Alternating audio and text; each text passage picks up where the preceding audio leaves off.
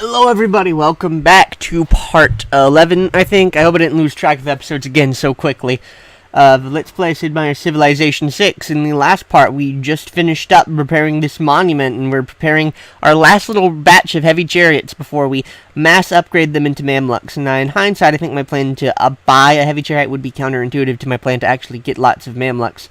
So we're actually gonna not do that.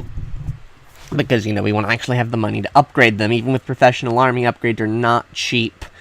So, what are we going to do here in Rio de Janeiro? We could repair the granary, but I don't...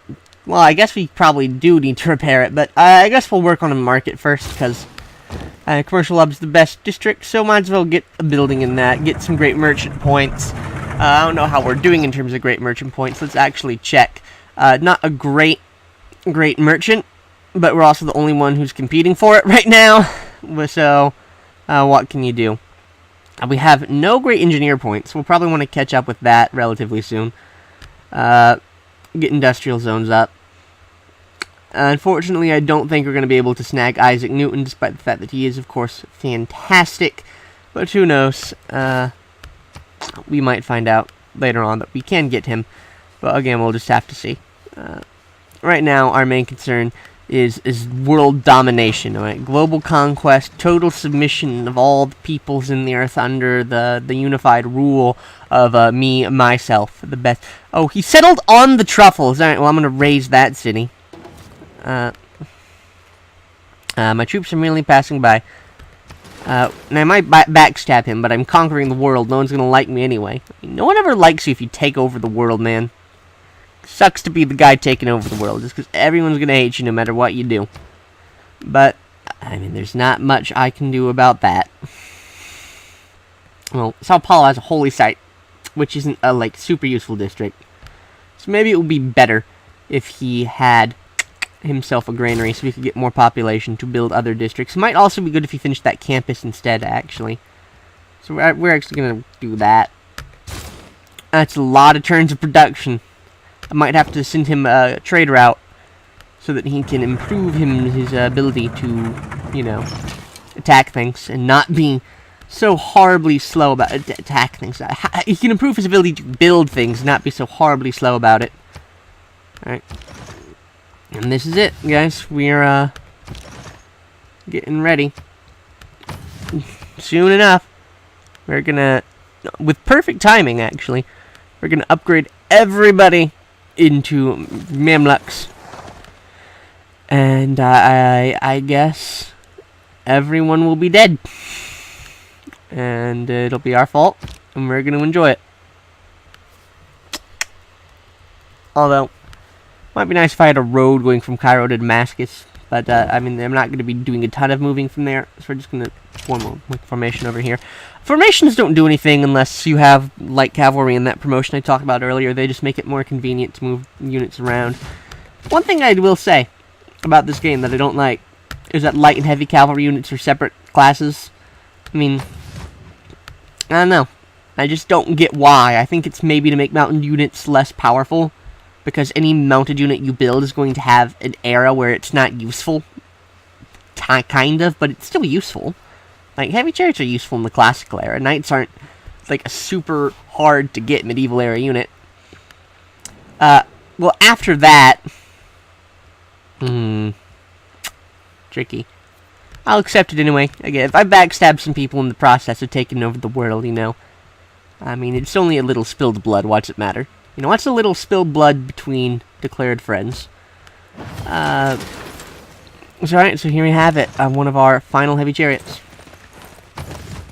So, Kubita does not have the necessary population to build itself an encampment for defense, which is a little unfortunate, but I'm not too worried about it. I guess it could actually start building a siege tower, but we'll probably be declaring war sooner than later. Maybe it could use a builder. Its resources are all improved, but there are pillaged improvements that it could go down and fix up, so that might be nice.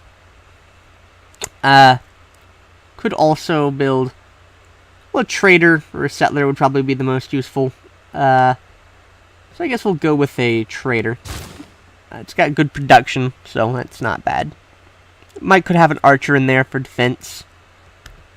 That wouldn't be too terrible. In case, because, just for defense, we'll get an archer up in there. And next turn, we're going to get our brilliant stratagems prepared. So that's good. They're denouncing me. That's alright.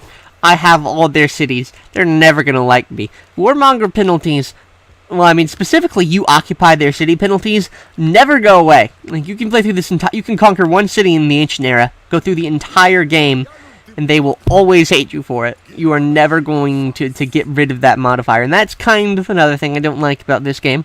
Some of the diplomacy modifiers stick around for a lot longer, and, there's this mechanic where warmonger penalties get greater the further along in the game you are, but you still kind of have to eliminate a civilization in order for them to not keep denouncing you throughout the whole game.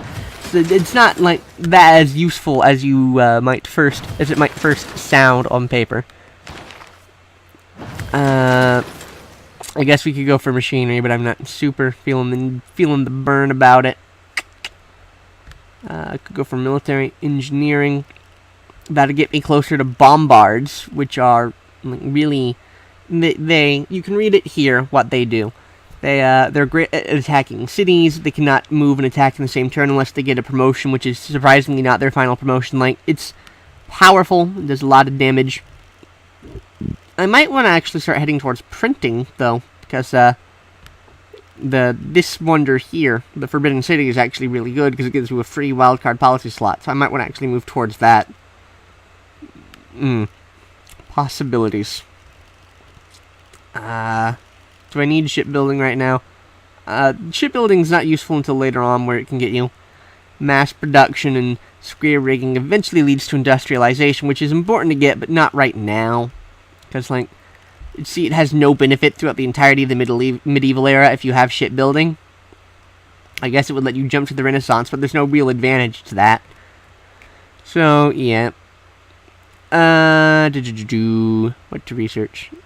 Military tactics is dead in tech. It's not super useful, so I'm probably not gonna do that. I guess we could go for machinery. We're not probably going to. Well, here's another thing. We could also look at our civic tree and see how far we are from getting towards a government with 6 policies. The inspiration for castles. I guess we could go for, we could go theology. That's the first civic we're going to go for. Right. And we'll worry about the tech later. It's not the most important. So yeah. We're going to get rid of. Well, no, we're going to leave that there. Alright, now I got to fumble around with the thing to make it.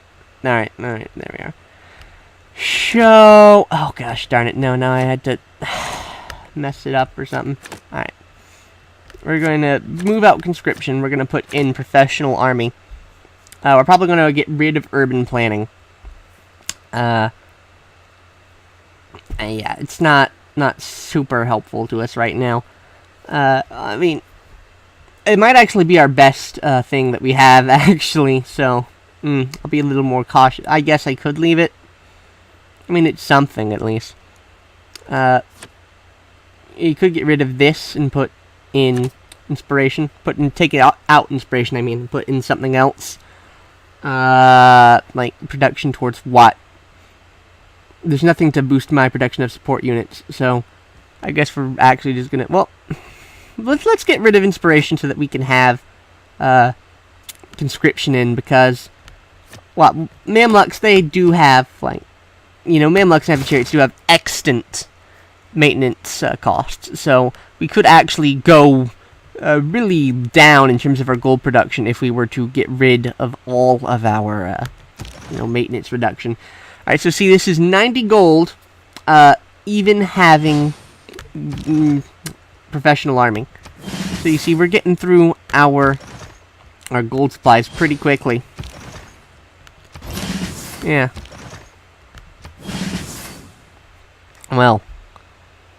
In hindsight, maybe I should have left all my heavy chariots up there, because heavy chariots could actually probably have taken these cities on. I have enough for 2 Mamluks over here. I'm going to need to probably try and get some gold as quickly as I can. As you can see, I am drastically low on gold production now, and this is admittedly all of my fault. We're going to build a market here, by the way. So, there's not much I can do about that. Is there any gold I could get myself anywhere so I could, you know, upgrade my other heavy chariots? Because I have, what, 1, 2, just 2? Huh, thought I had more heavy chariots than that.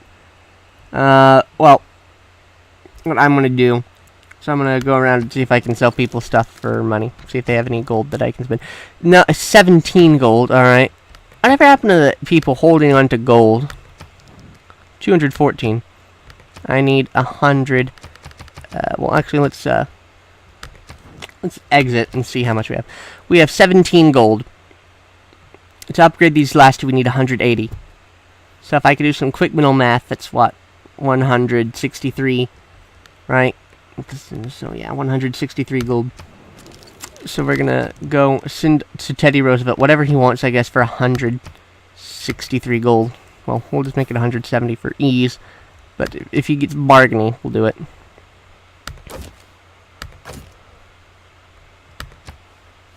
I don't want 12 gold, I want 170 something gold right now.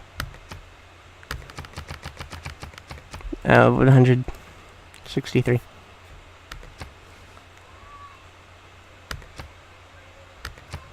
Well, I am going to ask what it would take. I asked what it would take, not what crappy nut thing I wanted you would give me. I'm sorry, Teddy Rose, but I didn't know you were gonna be that way about it. Give me all your gold. Oh, hey, he'll accept this. Alright, well, I'll accept that deal. There. All it took was throwing in an extra horse. A horse, his kingdom for a horse. And so, same with everyone else's kingdom. We're gonna have our army of Mamluks right and ready. There's too many Mamluks here, actually. I'm gonna move one of them back down. But, yeah. And we're going to send this envoy. I don't know where I got this envoy for. Oh, it's because I researched mercenaries, and that gives you an envoy. Well, Muscat seems useful. I guess I could go competing for that. I could build a horseman, because I don't have any horse, actually, so I can't build a horseman. Let's see here. What would be useful to have? There's not any real... There's no food here, which is a bit difficult in terms of getting population for districts, but that's what you get for building a city in the middle of the desert. Right, it's like Phoenix, Arizona, except it doesn't have any of the successful things about it that Phoenix, Arizona does, but it does have copper, so that's useful. 21 turns for a Mamluk. Yeah, now you see the advantage of upgrading them. You could build another trader, build another builder, maybe. I could just build a library. I might want ancient walls here, in case we do end up at war with Sumeria, which we probably will end up at war with Sumeria, I guess. We'll see. We'll see. Ancient walls, they let you range attacks. We'll get some ancient walls. Unfortunately, I don't think we have any tiles we can build an aqueduct on yet. They don't count towards your district limit, so the fact that I don't have anywhere to build it means that, you know, I can't build it. So, even if I had 100 population of extra districts to build, it's not gonna work. You don't have the resources for those. So, yeah, sorry if I'm being a little self-doubting and that's making this not very helpful to watch.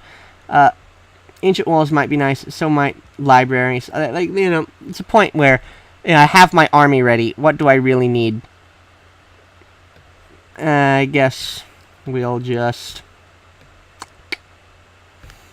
tough questions. I will eventually. I'm doing well on amenities, so that my plan to build a entertainment hub on this here little tile isn't going to be super necessary. Don't really need any of this either. So, building a trader might be nice. I could put a trader in Sao Paulo, or I could just send a trader from Damascus itself, because the domestic trade routes do actually give you food, so that might actually be smart. Wait, no. Battering ram. No, stop. Battering ram. Oh my gosh, you see what I mean? You'll click something you didn't want to click, and it ruins your plans for a little bit. Whatever. We're going to go to the next turn, and then we're going to go kill the Americans. Seems France is taking out Charleston, but that's not really my concern. My concern is the capital, the big cheese, the head of state. We're going after Teddy Roosevelt himself. We're going to drive him to Baltimore like it was a war that didn't happen as far as I am aware of. So yeah. Alright. Next, I'm going to call it a little short here. In next episode, we're going to initiate the plan of pain. We're also going to send this Mamluk back, but like, that's not quite as related. Alright? So, I hope you all are ready. Hold on to your seats, because everyone else is about to get beat. Next episode. Goodbye.